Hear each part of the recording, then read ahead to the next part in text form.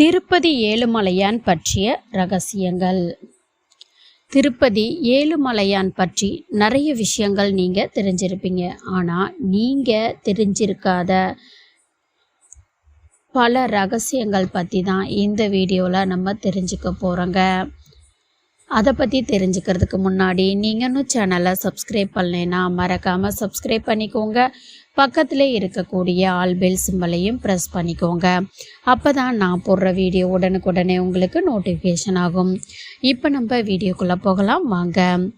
திருப்பதி வெங்கடாச்சலபதி கோவில் இல்லைன்னா திருப்பதி ஏழுமலையான் கோவில் ஆழ்வார்களால் மங்களாசனம் செய்யப்பட்ட 108 திவ்ய தேசங்களில் ஒன்றுங்க. ஆந்திர மாநிலம் சித்தூர் மாவட்டத்தின் திருப்பதி ஊரில் இத்தலம் அமைஞ்சிருக்குதுங்க. சேஷாத்திரி, கருடாத்திரி, நீலாத்திரி, அஞ்சனாத்திரி, விஷபாத்திரி, நாராயணாத்திரி, வெங்கடாஸ்திரி என 7 மலைகள் சூழ்ந்த இடத்துல இருக்கிறதுனால இந்த தலம் பார்த்திங்கன்னா ஏழுமலை அப்படின்னு அழைக்கப்படுதுங்க. இந்த தலத்தில் பார்த்திங்கன்னா மூலவர் ஏழுமலையான் அப்படின்னு சொல்லப்படுது. இந்த தலத்தில் மூலவர் வெங்கடாச்சலபதி அப்படின்னும் வேங்கடன் என்றும் அழைக்கப்படுறாரு. வெங்கடாத்திரி மலை 3200 அடி உயரங்க. 10.33 சதுர மைல்கள் கொண்டது தான் இதுங்க. அதுவே பார்த்தீங்க அப்படின்னா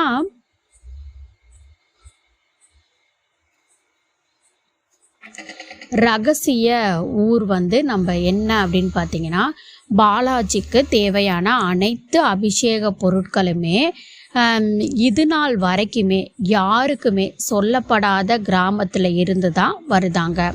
இந்த பூ, பால், பழம், நெய், மோர், துளசி இது எல்லாமே அங்கே இருந்து தான் கொண்டுட்டு வராங்களாம். ஆனால் வெளியில் இருந்து அந்த ஊருக்கு யாருமே போகவும் முடியாது, அனுமதியுமே இல்லைங்க. திருப்பதியில் இருந்து வெறும் 20 கிலோமீட்டரில் தான் அந்த ரகசிய கிராமமே அமைஞ்சிருக்குது.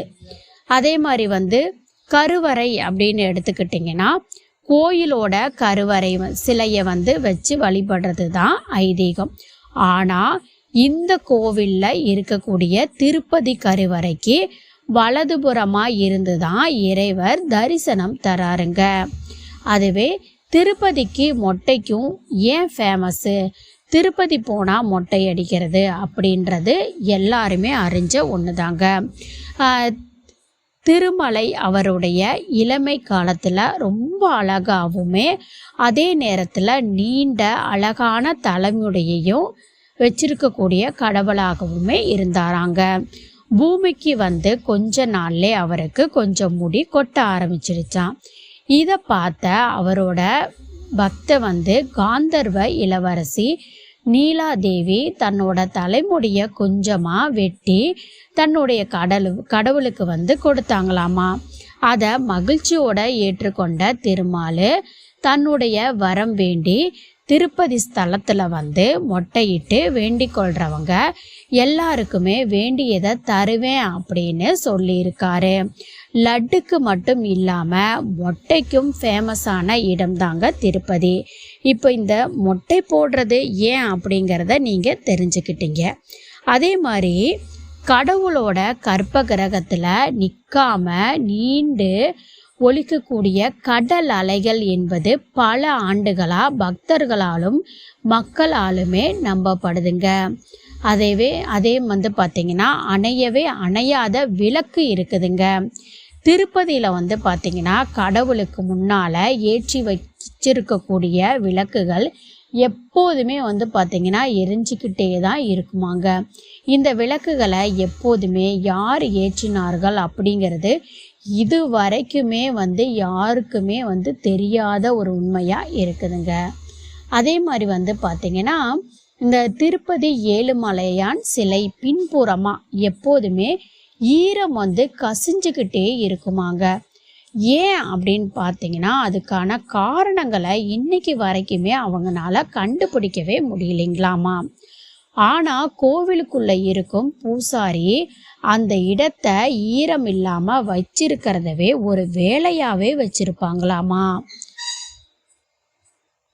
அதே மாதிரி வந்து பார்த்தீங்கன்னா பெருமாளோட கழுத்தில் இருக்கக்கூடிய போட்டிருக்காரு இல்லையே பார்த்தீங்களா, நகைகள் ஆபரணங்கள் ஒவ்வொன்றுமே வந்து பார்த்தீங்கன்னா வியாழக்கிழமை அன்னைக்கு சுத்தம் செய்வதற்காக கலட்டுறது ரொம்ப வழக்கங்க.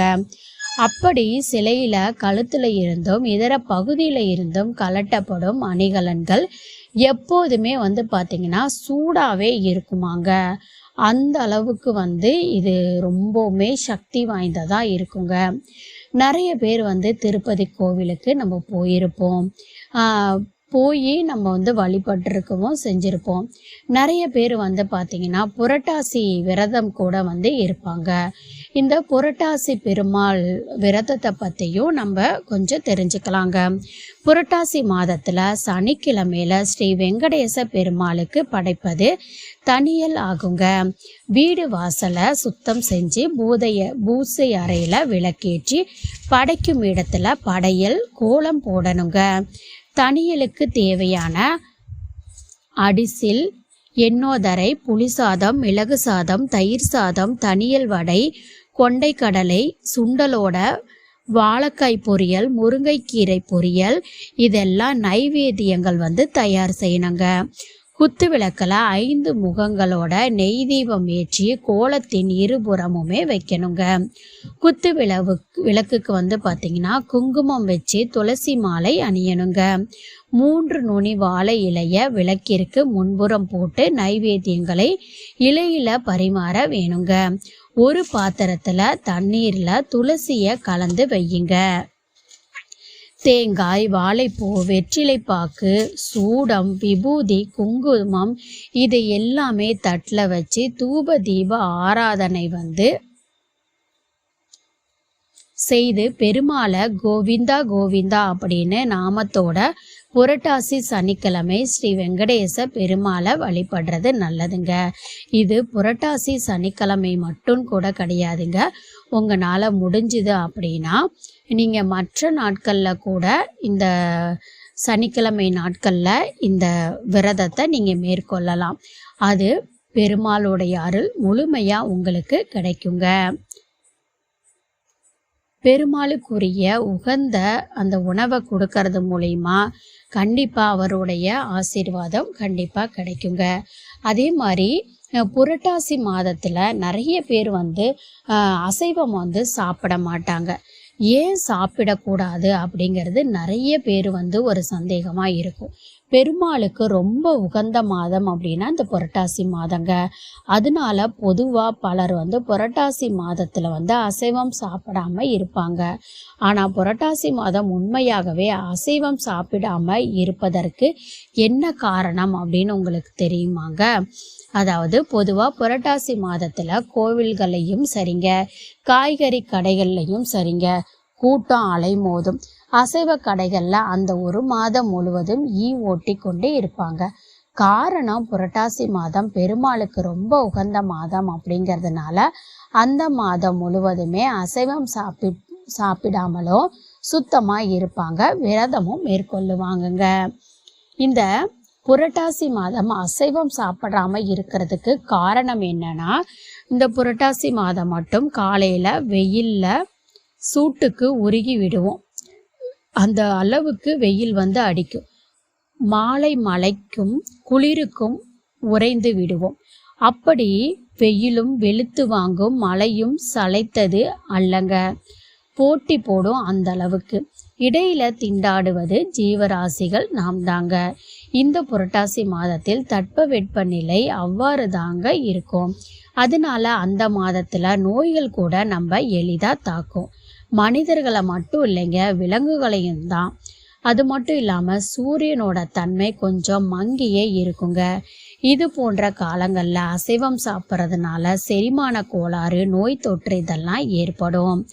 அதனால் எதை எப்படி சொன்னால் நமக்கு உரைக்கும் அப்படிங்கிறத நம்ம முன்னோர்கள் தெரிஞ்சிருக்காங்க. அறிவியல் அப்படின்னு சொன்னால் யாருமே செவி கூட கொடுத்து கேட்க மாட்டாங்க.